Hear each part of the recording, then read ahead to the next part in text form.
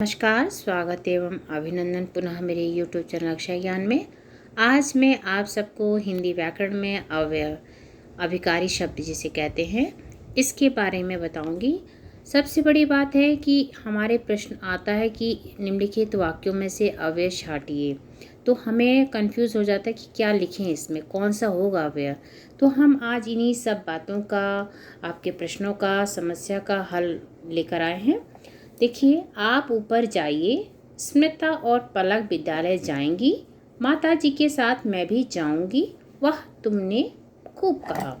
देखिए, उपरोक्त वाक्यों में ऊपर और के साथ और वाह ऐसे शब्द हैं जो लिंग, वचन, कारक और काल। ध्यान दीजिएगा, लिंग, वचन, कारक और काल। काल यानी समय के अकॉर्डिंग, कारक उसमें जो भी लगा हो, वचन आपका एक वचन बहुवचन वाला, लिंग आपका स्त्रीलिंग पुल्लिंग, कुछ भी हो पर उसमें वो चेंज नहीं होगा, प्रभावित नहीं हो सकता, यानी उसमें बदलाव नहीं होगा। जैसे आप ऊपर जाइए, अगर हम लिखते तुम ऊपर जाओ तो ऊपर तो वही रहेगा, इसमें कोई बदलाव नहीं होगा। यहाँ पे स्मृता और पलक विद्यालय जाएंगी, अगर हम इसको जाएंगी जगह जाती ही करते हैं, स्मृता और पलक विद्यालय जाती हैं, तो और ही लगेगा, इसमें कोई बदलाव नहीं होगा। यहाँ पे हमारा जो है जाती हैं अगर एक वचन दो वचन, लेकिन और एक ही रहेगा, इसमें कोई बदलाव नहीं। माता जी के साथ मैं भी जाऊंगी, माता जी के साथ मैं भी जाऊंगी, तो इसके साथ भी कोई बदलाव, यानी काल क्रिया के साथ इसमें कोई इसका चेंज नहीं होने वाला। मतलब हम इस वाक्यों में से अगर हमें अव्यय छांटने हैं तो ऊपर और के साथ वह तुमने खूब कहा। तो हम आज इस तरीके से पढ़ लेंगे कि हमें कभी भूले ही नहीं और हम आराम से किसी भी वाक्य में से अव्यय को छांट सकें। तो हमने देखा कि लिंग, वचन और कारक और काल के अकॉर्डिंग इसमें कोई प्रभाव नहीं पड़ता है, इसमें कोई बदलाव नहीं आता है। जैसे वचन में देख लेते हैं, जैसे वह ऊपर गई या वे ऊपर गई। वह ऊपर गई ये एक वचन हो गया और वे ऊपर गई ये बहुवचन हो गया। ये हमारा एक वचन है और ये बहुवचन है। और लिंग में देखें, वह ऊपर गया, यानी वो ऊपर गया, यानी ये पुल्लिंग है, वह ऊपर गई ये स्त्रीलिंग है, ऊपर तो वही रह गया, बाकी यहाँ जो हुआ, लेकिन ऊपर में कोई बदलाव नहीं आया। इस तरह से हम देख लेते हैं और ऐसे कौन कौन से शब्द हैं जिनसे हम इनको पहचान सकते हैं कि ये अवयव हैं। जैसे आज, कल, तेज, धीरे धीरे, ओह, किंतु, पर, ताकि आदि अवयव शब्दों के अन्य उदाहरण हैं। इनमें किसी भी प्रकार का विकार यानी घटोत्तरी और बढ़ोतरी, कोई चेंज नहीं, कोई बदलाव नहीं होता है। तो हम जब इन शब्दों को ध्यान दे लेंगे कि आज, कल, तेज, धीरे धीरे, ओ, किंतु, अगर ये शब्द हमारे वाक्यों में आते हैं तो हम इनको छांट सकते हैं कि ये हमारे अव्यय हैं, तो अभिकारी शब्द हैं। तो अब हम इसकी परिभाषा भी देख लें क्या बन सकती है अवयव की। जिन शब्दों पर लिंग, वचन, काल, कारक आदि के प्रभाव से कोई विकार उत्पन्न नहीं होता है वे अवयव शब्द कहलाते हैं। तो ये हमारी अवयव की परिभाषा यानी अभिकारी शब्दों की परिभाषा हो गई कि जिन शब्दों पर लिंग, वचन, काल, कारक आदि का कोई प्रभाव नहीं पड़ता है तो वो अवयव शब्द होते हैं। और हम देखते हैं कि अवयव के भेद कितने हैं। तो अवयव की यानी 4 भेद होते हैं, क्रिया विशेषण, संबंध बोधक यानी समुच्चय बोधक और विस्मयादिक बोधक। तो हमने देखा कि अवयव के 4 भेद हैं, तो हम एक एक भेद को देखते हैं विस्तार पूर्वक। क्रिया विशेषण हमारा पहला है, जो शब्द क्रिया की विशेषता बताते हैं उन्हें क्रिया विशेषण कहते हैं। जो शब्द क्रिया की विशेषता यानी जो उसमें क्रिया लगी होगी उसकी जो विशेषता होगी वो हमारा क्रिया विशेषण होगा। उदाहरण देख लेते हैं, थोड़ा खा लो, खाना जब खा लो है ये हमारी क्या है, खा लो ये हमारी क्रिया है, ये हमारी क्या है, क्रिया है। अब थोड़ा खा लो, इसमें मात्रा बता दी गई है कि थोड़ा खा लो, मतलब ये क्रिया है, इसकी विशेषता क्या है, थोड़ा।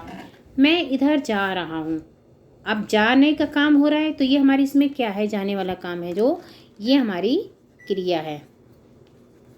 और उधर जा रहा हूँ ये हमारा उधर जाना जो उसकी विशेषता है। जरा ठहरो, ठहरने का काम है, यानी जरा।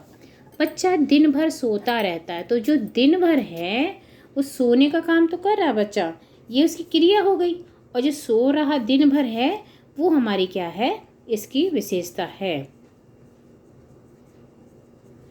तो अब हमने देखा सोने का जो काम है वो हमारी क्या है, ये सोता रहता है, ये हमारी क्रिया है। अब हम देखते हैं आप आगे आगे चलिए, यानी चलने का काम है। आगे आगे जो है चलने का काम क्रिया हो गया, और आगे आगे जो है हमारी इसकी विशेषता। तो क्रिया विशेषण छांटने में कोई दिक्कत नहीं होगी, बहुत आसानी से इसको आप समझेंगे, बहुत आसानी से बता ले जाएंगे। वह दिन भर पढ़ता रहता है, दिन भर फिर वही आ गया कि पढ़ने का कार्य तो कर ही रहा है, लेकिन जो दिन भर हो गया वो उसकी विशेषता बता, कल तक वह अवश्य आ जाएगा। तो ये हमने देखा क्रिया विशेषण की विशेषता है। अब हम देख लेते हैं और कौन से ऐसे शब्द हैं जिनको हम पहचान करके क्रिया विशेषण के बारे में बता सकते हैं। जैसे थोड़ा, दिन भर, आगे आगे, उधर तथा अवश्य शब्द क्रमशः खा लो, इस तरह की जो हमारे वाक्य हमने ऊपर बनाए हैं, अर्थात ये क्रियाओं की विशेषताओं को बता रहे हैं, इसलिए इन्हें क्रिया विशेषण कहते हैं। अब हम देखते हैं क्रिया विशेषण के कितने भेद होते हैं। हमने क्रिया विशेषण की परिभाषा देखी, क्रिया विशेषण के उदाहरणों सहित हमने ये देखा कि क्रिया विशेषण क्या होते हैं। अब हम देखते हैं इसके 4 भेद हैं। स्थानवाचक क्रिया विशेषण, कालवाचक क्रिया विशेषण, रीतिवाचक क्रिया विशेषण और ये परिमाणवाचक क्रिया विशेषण। अब हम इनको अलग अलग एक एक को देख लेते हैं। सबसे पहले स्थानवाचक क्रिया विशेषण, बहुत ही आसान है ये समझना। स्थानवाचक क्रिया विशेषण, जो क्रिया विशेषण शब्द क्रिया यानी होने वाले कार्य का स्थान बताता हो, उसे स्थानवाचक क्रिया कहते हैं। जैसे हम उदाहरण देख लेते हैं, भीतर चलो, वहाँ पढ़ेंगे। भीतर यानी ये हमारा स्थान बता रहा है, चलो एक क्रिया है हमारी, लेकिन भीतर क्या है, स्थान। वहाँ यह हमारा बता रहा है स्थान, और पढ़ेंगे हमारी क्रिया है। तो ये हमारा स्थानवाचक क्रिया विशेषण का उदाहरण है। माँ बाहर घूम रही है, घूमने का काम हो रहा है, और साथ में बाहर जो है हमारा वो स्थान है का बता रहा है कि वो कहाँ घूम रही है, नहीं बाहर है, घर के अंदर नहीं है। उपरोक्त वाक्यों में रंगीन पद, यानी हमने जो रंगीन कर दिए हैं पद, स्थानवाचक क्रिया विशेषण है। ये क्रिया होने के स्थान के विषय में बता रहे हैं, इसलिए इनको हमने कहा। और देखते हैं स्थानवाचक क्रिया विशेषण को हम और कैसे पहचान सकते हैं। जैसे बाहर, भीतर, यहाँ, वहाँ, पास, इधर, उधर, किधर, इस ओर, उस ओर, दाएं बाएं, ऊपर नीचे। ये जब सारी एक जगह कहीं आपके वाक्य में हो तो आप बिल्कुल तुरंत बता दीजिए आंख बंद करके कि ये स्थानवाचक क्रिया विशेषण हैं। अगर हमारे ये किसी भी वाक्य में आता है और पूछा जाता है कि निम्नलिखित वाक्य में से क्रिया विशेषण छांटिए, अगर इनमें से कुछ भी है तो आप बता सकते हो कि ये क्रिया विशेषण है। कालवाचक क्रिया विशेषण, अब हम दूसरा देखते हैं। जो क्रिया विशेषण शब्द क्रिया होने का समय बताता हो, यानी कालवाचक, जैसे समय बता रहा हो कि उसको कालवाचक क्रिया कहते हैं। जैसे वह दिन भर सोती है, यानी सो तो रही है लेकिन वो दिन भर, पूरा समय बताया जा रहा है कि कितना सोती है। मैं प्रतिदिन पढ़ता हूँ, या मैं प्रतिदिन पढ़ता रहता हूँ, कुछ भी आप बताएं। तो प्रतिदिन जो है हमारा, ये हमारा समय बता रहा है। अब हम देखते हैं कि और कौन से वाक्य शब्द हैं जिनको हम देखकर ये बता सकते हैं कि ये हमारा कालवाचक क्रिया विशेषण का वाक्य है। हमें अगर छांटने के लिए बताया तो हम कैसे पहचानें।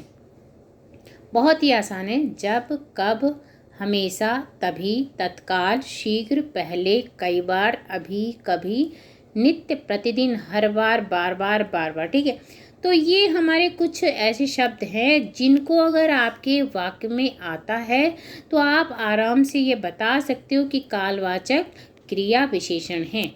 अब हम नेक्स्ट देखते हैं, जैसे जो वाक्यों में दिन भर, प्रतिदिन में कालवाचक क्रिया विशेषण है।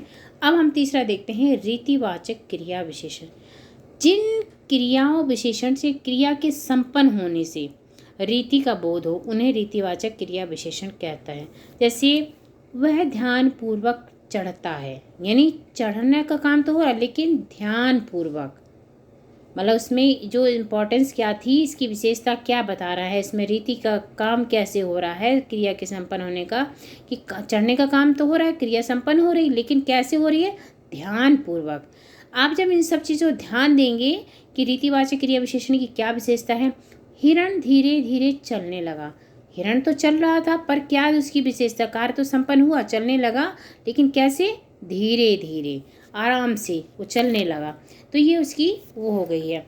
अब हम देखते हैं कि क्रिया विशेषण को, अगर हम रीतिवाचक विशेषण को अगर हमें अपने वाक्य में और कैसे पहचान सकते हैं।